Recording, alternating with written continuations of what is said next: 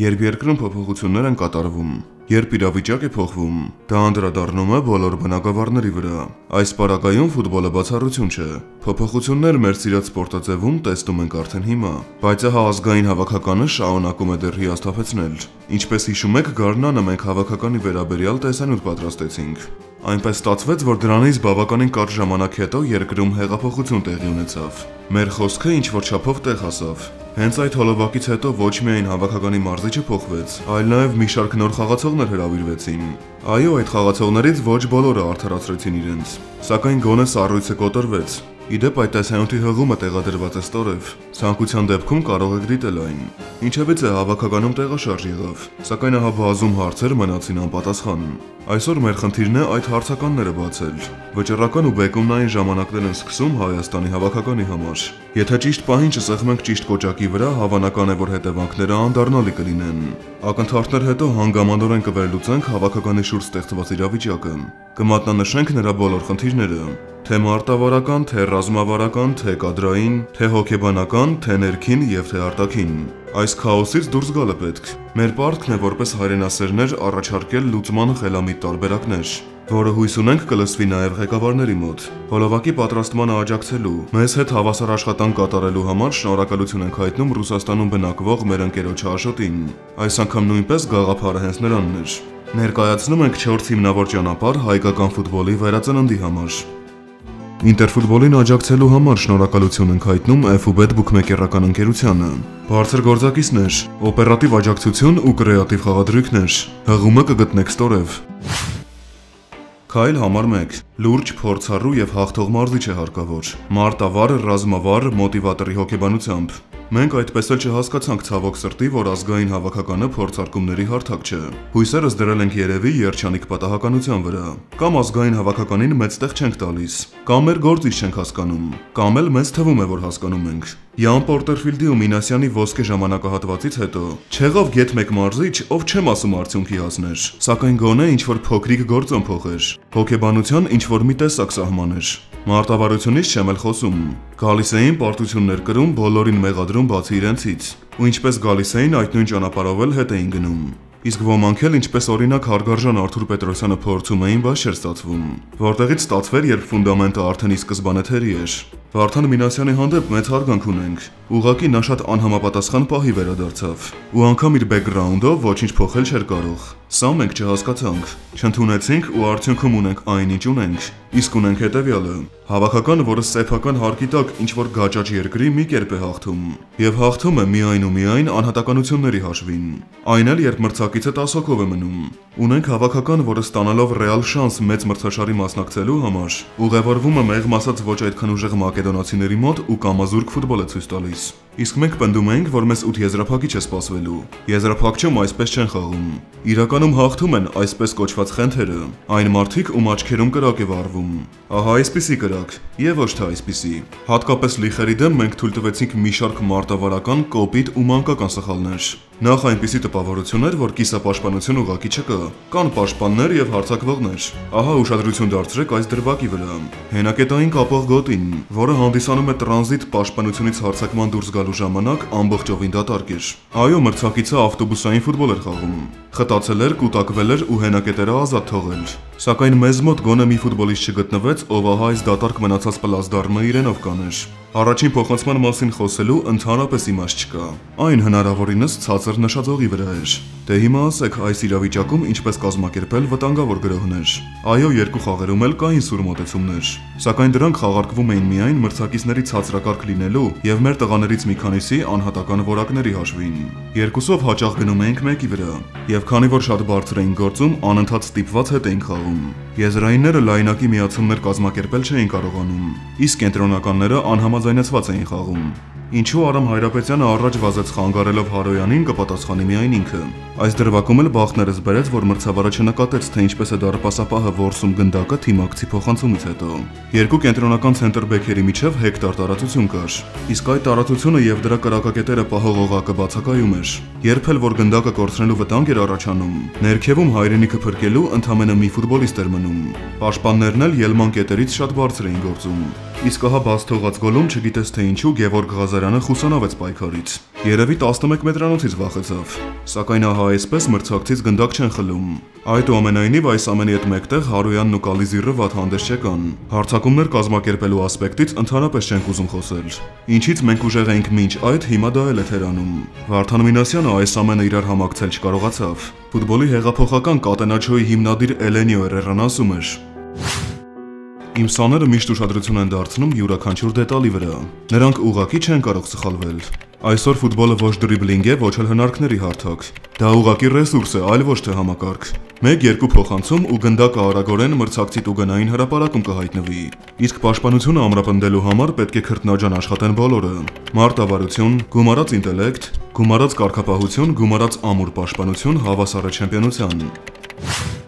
Հասկացեք, մեզ հիմա օդի ու ջրի նման փորձառու մասնագետ է հարկավոր։ Վերջապես մի մարդ, ով մարտավարությունից գլուխ կհանի, հայ ֆուտբոլիստի մենթալիտետը կկոտրի, բոլորին մի ընդհանուր գաղափարի շուրջ կհավաքի, կհասկացնի, որ երբ դու ազգային հավաքականում ես հանդես գալիս, մինչև վերջին շունչը պետք է նվիրվես նրան, որովհետև դու տվյալ երկրի ժողովրդի դեմքն ես, նրա պատիվն ու ինքնասիրությունը։ Հարկավոր է մասնագետ, ով կարգապահություն կբերի հայկական ֆուտբոլ։ Իսկ այն խաղացող, ով չի պահպանի այս ամենը, թող դռան կողմը շարժվի։ Անպատասխանատուներից ու ներեցեք արտահայտությանս համար ֆիզրուկներից արդեն հոգնել ենք։ Հիմա շշուկներ կան, որ հետևյալ թեկնածուներն են դիտարկվում. A. Անդրեյ Տալալաև, B. Յուրի Ջորկաև եւ C. Աբրահամ Խաշմանյան։ Երեքն էլ հզոր տղաներ են։ Ուղղակի մեզ հիմա այնպիսի մարզիչ է հարկավոր, ով գոնե եղել է եվրոպական ֆուտբոլի էլիտայում։ Մարդ, ով ծանոթ է գլոբալ հաղթանակների համի հետ։ Եկեք օրինակներով խոսենք։ Տեսեք Ուելսի համեստ ընտրանին, որը Եվրո 2016-ում իսկական բացահայտում դարձավ։ Այն ժամանակ վիշապների գլխավոր մարզիչը Կրիս Կոլմանն էր։ Մասնագետ, ով անմիջականորեն առնչվել է անգլիական պրեմիեր լիգայի հետ։ Կամ իսլանդացիների գլխավոր մարզիչ Լարս Լագերբեկը։ Նա էլ մինչ այդ շվեդների հետ մունդիալներում էր աղմկել։ Լարսոնի ու Լյումբերգի պես տղաների հետ էր աշխատել։ Թեկուզ մեր հարևան պարսիկներին հիշենք։ Այս հավաքականը Կարլուշ Կեյրուշն է ղեկավարում։ Մարդ, ով համարվում է մեծն սեր Ալեքս Ֆերգյուսոնի աշակերտը։ Կամ ինչու ենք այսքան հեռու գնում։ Թեկուզ մեր ամենամոտ հարևանները վրացիները։ Նրանք այս պահին մի քանի անգամ ուժեղ են մեզանից։ Ու այս թիմը հայտնի սլովակ մասնագետ Վլադիմիր Վայսն է գլխավորում։ Մարդ, ով սլովակներին 2010-ին մունդիալի ուղեգիր պարգևեց։ Ասել է, թե այս բոլոր մարզիչները լավ գիտեն, թե ինչ է իրենից ներկայացնում ֆուտբոլային բարձր նշաձողը։ Ջիանի Դեբիազեի մասին նախորդ հոլովակում մանրամասն արդեն խոսել ենք։ Իտալացի Ալենատորին համեստ Ալբանիայի համար Եվրո 2016-ի ուղեգիր նվաճեց։ Չհամարվելով ալբանացի երկրի հիմներ երգում։ Ուժեղ ստրատեգ, ով ամբողջովին իր աշխատանքին է նվիրվում։ Եվ որ ամենակարևորն է, կիսամերթ թիմերին վերակենդանացնելու ունակությամբ է օժտված։ Ջիանի Դեբիազին մինչև այսօր ամբողջովին ազատ է։ Նա մեծ գումարներ չի պահանջի։ Ոչ մի կերպ չթերագնահատելով Անդրեյ Վիկտորովիչի կարողությունները, այդուամենայնիվ կարելի է նրան դիտարկել որպես Դեբիազեի օգնական, որպես երկրորդ մարզիչ, նախ որովհետև շատ լավ իտալերեն գիտի, ու հետո նա կլինի օղակ, ով հիանալի ծանոթ է ներքին առաջնության հետ։ Ինչ վերաբերվում է Ջորկաևին, շատերը ոգևորված են այն մտքից, որ հենց նա կարող է գլխավորել հավաքականը, ու որպես հիմք բերում են այն դիվիդենտները, թե Զիդանն էլ մեծ փորձ չուներ։ Իսկ մենք կհիշեցնենք, որ Զիզուն մինչ Ռեալի ղեկը ստանձնելը ոչ ավել ոչ պակաս Կարլո Անչելոտիի օգնականն էր, ու սրանից բացի երիտասարդական թիմի Կաստիլիայի գլխավոր մարզիչը։ Հետո դա Մադրիդի Ռեալն էր, որը ոչ մի կերպ չի կարելի համեմատել մեր իրավիճակի հետ։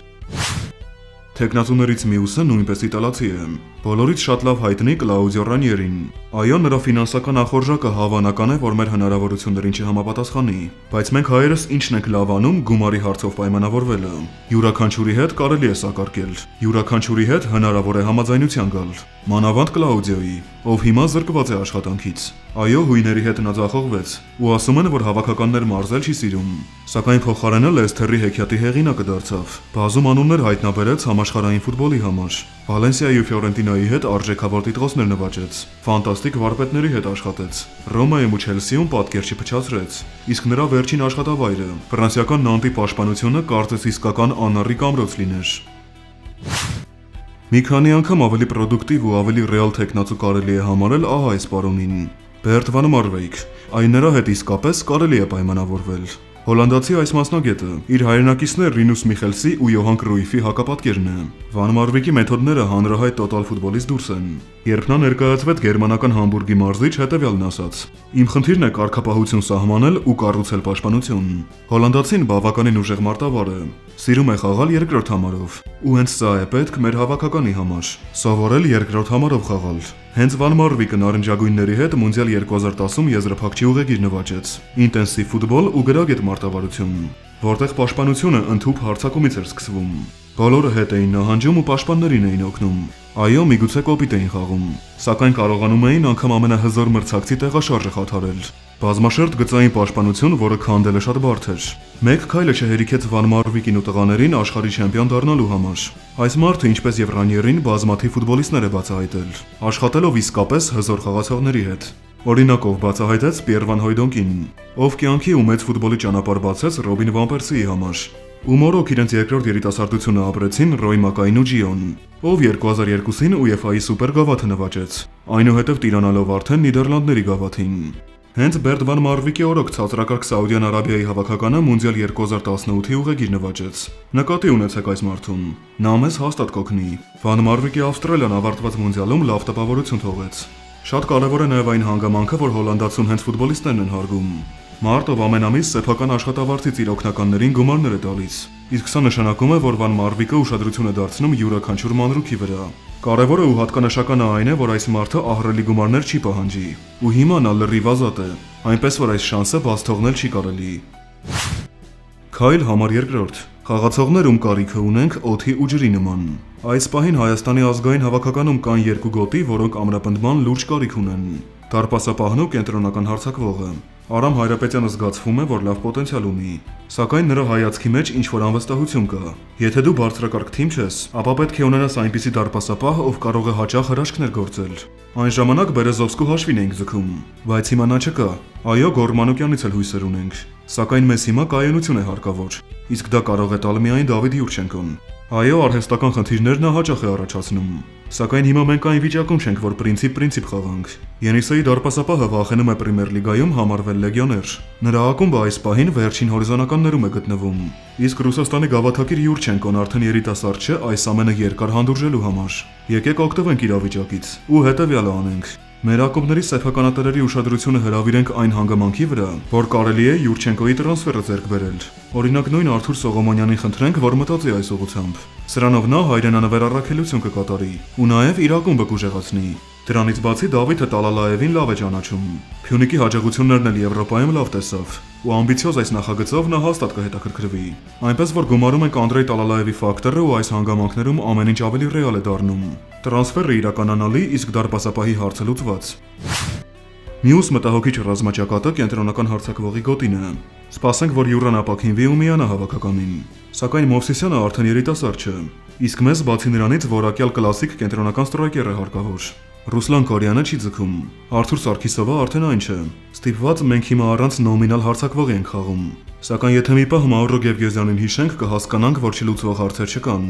Այո, ոմանք կասեն, որ ժամանակին նա չարդարացրեց իրեն։ Իսկ կա հիմա ուրիշ կենտրոնական հարձակվող, ով լավն է նրանից։ Հիմա այս մարդը արգենտինական Խիմնասիա Լա Պլատայում է հանդես գալիս ու բավականին հաճախ գոլերի հեղինակ է դառնում, իսկ Արգենտինայի առաջնությունում գոլ խփելը այդքան էլ հեշտ չէ։ Հետո չմոռանանք, որ ժամանակին տհաճ խնդիրներ են եղել, իսկ ֆուտբոլիստին 2-3 խաղով դատել չի կարելի։ Եկեք Տոմսերի պատմությունը չհիշենք, այնտեղ ամեն ինչ միանշանակ չէր։ Ակնհայտ է, որ այս մարդը ուզում է խաղալ հավաքականում։ Հիմա պետք չէ հինը հիշել։ Հիմա մենք նոր երկիր ենք, նոր մոտեցումներով։ Միգուցե մտածենք նրան Հայաստանի առաջնություն վերադարձնելու համար։ Բազում տարբերակներ կան։ Մաուրո Գևգեզյանը բավականին օգտավետ հարձակվող է։ Պաշտպաններին կարողանում է իր վրա հավաքել։ Ճիշտ դիր կընտրել գիտի, պայքարից չի խուսանավում ու հիանալի է խաղում երկրորդ հարկում։ Գոլ խփող ֆուտբոլիստի համար նա ունի բոլոր որակները ու հավատացնում եմ, որ կօգնի հավաքականին։ Պետք չէ մոռանալ նաև Թումասյանի ու Բայրամյանի մասին։ Մանավանդ եթե մենք հետագայում 3 ցենտրբեքերով ենք խաղալու։ Այս հարցերի լուծման բաղադրատոմսերը ղեկավարները մեզանից լավ կիմանան։ Ընդհանրապես ցանկանալ է պետք, որովհետև Հայաստանի ազգային հավաքականին արդյունք է հարկավոր հիմա ու այս պահին։ Երիտասարդ ու հեռանկարային ֆուտբոլիստներ, ովքեր կուժեղացնեն հավաքականի խաղը ու նրան նոր շունչ կփոխանցեն։ Հիմա Եվրոպայում հետևյալ մոդելն է կիրառվում։ Երիտասարդ կադրերին համատեղում են փորձառու խաղացողների հետ։ 2 ծայրահեղություն հավասար է ոսկե միջինի։ Այս ռազմավարական սխեման հարկավոր է որ կիրառենք նաև մենք։ Առավել ևս, որ հիմա Հայաստանում տաղանդավոր ու հեռանկարային խաղացողներ շատ կան։ Ուղղակի ոչ բոլորը ունեն հնարավորություններ իրենց որակները ռեալիզացնելու համար։ Վահան Բիչաղչյանի մասին արդեն քանի տարի է խոսվում է։ Նա Ժիլինայի մեկնարկային կազմի ֆուտբոլիստ չի համարվում, սակայն Մոսկվան էլ միանգամից չեն կառուցել։ Վահանը օժտված է ֆուտբոլային անզուգական ինտելեկտով, 2 ոտքով էլ հիանալի է խաղում։ Նրանից գնդակ խլելը շատ բարդ է։ Ավելի շուտ Վահանը քեզ կշրջանցի, քան դու կհասցնես կասեցնել նրա տեղաշարժը։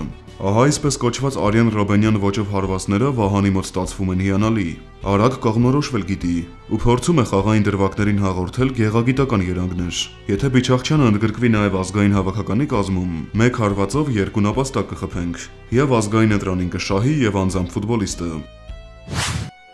Ալիկ Առաքելյան, կիսապաշտպան 22 տարեկան, հայկական ֆուտբոլի ապագա ու նոր դրիբլյորը։ Ալիկը մեր իրականության մեջ բավականին ժամանակակից ֆուտբոլ է խաղում։ Նախ սկսենք այնտեղից, որ դիրք ընտրելու ուժեղ հոտարություն ունի։ Գլխապտույտ առաջացնող դրիբլինգով է օժտված։ Հիանալի խաբսերի է տիրապետում։ Այո, արագացումների ժամանակ երբեմն գնդակին է նայում, սակայն այս մանր թերացումը չի խանգարում շրջանցել մրցակիցներին ու իրականացնել լայնածավալ կառուցողական գրոհներ։ Խաղաոճով բավականին Լորենսո Ինսինիային է նման, տեղաշարժվել կենտրոն, հնարավորության դեպքում գնդակը մրցակցի դարպասի հեռավոր անկյուն ուղարկել, կամ էլ կտրող փոխանցումներով գտնել խաղանկերներին։ Այս ամենից հանդերձ Ալիկը հասցնում է նաև կատարել սև աշխատանք։ Ուղղակի երբեմն տարվում է անհատական խաղով, այդ իսկ պատճառով էլ հաճախ է փոխարինվում։ Անդրեյ Տալալաևի կողքին Առաքելյանի խաղում աճ կնկատվի, ինչն էլ օգտավետ կլինի Հայաստանի ազգային հավաքականի համար։ Պետրոս Ավետիսյան, կիսապաշտպան 22 տարեկան։ Համենայն դեպս ինձ համար այս պահին հայկական ֆուտբոլի ամենահեռանկարային խաղացողը։ Պետրոսը տարբերվում է իր հասակակիցներից առաջին հերթին մտածողության առումով։ Ակնհայտ երևում է, որ այս տղան լուրջ նպատակ ունի ու դրան հասնելու համար անում է ամեն ինչ։ Ընդամենը 22 տարեկանում, այն էլ Հայաստանում լինել այսքան պրոֆեսիոնալ ամեն օր չես տեսնի։ Պատահական չէ, որ հենց նա է կրում թիմի ավագի թև կապը։ Խաղանկերներին առաջնորդել գիտի, զգացվում է, որ ընկերասեր է եւ սրտացավ իր ակումբի համար։ Հենց վերջերս մակեդոնացիների դեմ խաղում նրա որակների շնորհիվ խուսափեցինք պարտությունից։ Խաղադաշտը հիանալի է տեսնում։ Երբեմն այնպիսի բարդ դիրքերից է հասցեագրում գնդակը խաղընկերոջը, որ զարմացած ես մնում։ Հիմա Հայաստանում այսպիսի խաղացողներ շատ քիչ կան։ Նման ֆուտբոլիստների պետք է պահել աչքի լույսի պես։ Ու գիտեք ամենաշատը ինչն է տպավորում։ Այն, որ ի տարբերություն ուրիշների այս տղան բարդ իրավիճակներում չի հանձնվում։ Կրակն աչքերում է խաղում ու մեծ նվիրումով։ Այդ իսկ պատճառով էլ ոտքերին շատ հաճախ հարվածներ է ընդունում։ Ու որպես կանոն մրցավեճերից հետո Պետրոսը ուժասպառ եղած է լինում, որովհետև դրանից առաջ խաղադաշտում ներդրել էր իր ամբողջ ուժերը։ Այսպիսի մտածող կիսապաշտպան ազգային հավաքականին շատ է պետք։ Պետրոսը անգամ հիմա կարող է խաղալ ազգայինի մեկնարկային կազմում, որովհետև այսօր ոչ բոլորն են կարող ցուցադրել ահա այսպիսի ֆուտբոլ։ Ու Անդրեյ Տալալաևը այդ մասին լավ գիտի։ Սերոբ Գրիգորյան, 23 տարեկան պաշտպան։ Այս ֆուտբոլիստը Սամարայի Կրիլյա Սովետովի համակարգում է հղկվել, իսկ հիմա Փյունիկում է խաղում, ու ինչպես գիտեք, եվրոպական արենայում իրեն լավագույն կողմերով դրսևորեց։ Կարող է հանդես գալ եւ ձախ պաշտպանի եւ ձախ կենտրոնականի գոտիներում։ Պրոդուկտիվ է հատկապես այն ժամանակ, երբ թիմը 3 պաշտպանով է խաղում։ Բավականին հուսալի պաշտպան է, պարզ ու հստակ խաղային ոճ ունի։ Իր կարողությունների մասին լավ գիտի ու ավելորդ գործողություններ չի անում։ Ռացիոնալ, խելամիտ ու բավականին կայուն խաղացող։ Մի քիչ էլ ավելացնի ինքնավստահության մեջ հավաքականի ձախ գոտին իրենով կանի։ Երբեմն նկատվում է, որ գրողներին միանալուց ընկրկում է, իսկ եզրային պաշտպանը պետք է որակով հարձակվել իմանա։ Հովհաննես Հարությունյան, կիսապաշտպան 19 տարեկան։ Հովհաննեսը հիմա Սլովակիայում է հանդես գալիս։ Սլավոնական ֆուտբոլը վատ տրամպլին չէ հետագայում ավելի ուժեղ ակումբ տեղափոխվելու համար։ Մանավանդ Հովոյի դեպքում, ով խաղադաշտում իսկական դիրիժորի է նման։ Գլխավոր առավելությունը ռազմաճակատը տեսնելու ու գնահատելու ունակությունն է։ Դրա համար էլ նրան հայկական ֆուտբոլի Անդրեա Պիրլո են անվանում։ Հիմա ամեն ինչ Հովհաննեսի ձեռքերում է։ Կարգապահություն, արդյունավետ սպորտային գրաֆիկ ու շուտով նա հավաքականի դուռը կթակի։ Եվ իհարկե Էրիկ Վարդանյան, նույնպես կիսապաշտպան 20 տարեկան։ Հայկական ֆուտբոլով հետաքրքրվողները Էրիկի մասին շատ լավ գիտեն։ Նա լայն հասարակությանը հայտնի դարձավ Բելարուսի դարպասը խփած այս գեղեցիկ գոլով։ Հետո շվեյցարական Սիոնում փորձաշրջան անցավ։ Որոշակի բեքգրաունդ հավաքելով Փյունիկ վերադարձավ։ Տալալաևը նրանից առավելագույնը կքամի։ Հայաստանի առաջնության մակարդակում նա չունի թույլ կողմեր։ Բարձր նշաձողի համարժեք ֆուտբոլային մտածողություն ունի։ Եվ գրողներ է խաղարկում, եւ փոխանցումներ կատարում, եւ գեղեցիկ գոլեր հեղինակում։ Ենթահարձակվող դիսպեչեր, ով մեծ պոտենցիալ ունի հետագայում ազգային հավաքականի առաջատարը դառնալու համար։ Գրագետ մոտեցման պարագայում այս խոսքերը սիրողություն կդառնան։ Ոսկե սերնդի վերջին շանսը, հավաքականում հանդես գալ նվիրված, լինել անձնազոհ ու մարտնչել ազգի և ժողովրդի համար։ Այո, իրականում ոսկե սերնդի վերջին շանսը որևէ արժեքավոր նվաճման հասնելու համար։ Անկախությունից հետո ունեցել ենք մի շարք հիշարժան հանդիպումներ։ Ոսկե խաղեր, որոնցից հետո բավականին դժվար պայմաններում ապրող հույսը կորցրած հայ ժողովուրդը իրեն մի քանի րոպեով երջանիկ զգաց։ Տղեկ դուք այդ ժամանակ այս մանուկների հերոսներն էիք, մեր հերոսներն էիք։ Այս մարդիկ առօրյա կյանքում բազմաթիվ հոգսեր ունեին, սակայն հենց իմանում էին, որ հավաքականն է խաղալու, ամեն ինչ մի կողմ էին դնում, եւ ֆիզիկապես եւ հոգեպես ձեզ էին աջակցում։ Բոլորին մեղադրում էին բացի ձեզանից, եւ նրանք դա անում էին անգամ այն ժամանակ, երբ խայտառակ պարտություններ էիք կրում։ Որևէ մեկը ձեզանից անհնարը չի պահանջում, որևէ մեկը ձեզ չի կշտամբի արդյունքի բացակայության դեպքում։ Մարդիկ ու ժողովուրդը ընդամենը նվիրում են ուզում տեսնել, որպեսզի խաղադաշտում չխնայեք ձեզ, որովհետև հավաքականը ժողովրդի թիմն է։ Գարնանը երկրում փոփոխություններ կատարվեցին։ Հավերժական լծի տակից դուրս եկած ժողովուրդը վերջապես իր առաջին հաղթանակը կերտեց։ Հիշում եք, ինչ նվիրումով էին մարդիկ ճանապարհներ փակում, վնասում իրենց նաև ձեզ համար, հանուն ձեր երեխաների, հանուն ահայս մանուկների։ Որևէ մեկի մասին բացասականը ասել չենք ուզում, սակայն ահա այս մարդը լրիվ յուրահատուկ է ու տարբերվում է բոլորից։ Այո, Մարկոսը, ահա այս աչքերը չեն կարող ստել։ Մարկոսը այնքան սրտացավ է մեր դրոշի համար, որ անգամ բազում իսկական հայեր նրան զիջում են այս հարցում։ Նկատի ունեցեք, խոսում եմ մի մարդու մասին, ով էթնիկորեն հայ չէ։ Ազգային հավաքականից առանձնացնում եմ մի մարդու, ով երեխա ժամանակ երևի Հայաստանի տեղն էլ չգիտեր։ Իսկական ավագը հենց այսպիսին պետք է լինի։ Վստահ եմ, որ եթե կարիք լինի, Մարկոսը զենքը կվերցնի եւ մեր երկրի համար սահման կգնա։ Եթե կատարենք մինչ այս նշված քայլերը եւ ունենանք Մարկոսի մտածողությամբ եւս մի քանի ֆուտբոլիստ, հավատացնում եմ հաջողությունը մեր դուրն էլ կթակի։ Ուղղակի ամենաշատը այս մարդուն ենք կարոտում։ Մարդում Հայաստանի առաջ մատուցած ծառայությունների համար պետք է մեդալ տային, որովհետև Պորտերֆիլդի շնորհիվ շատերը մեր երկրի անունը իմացան։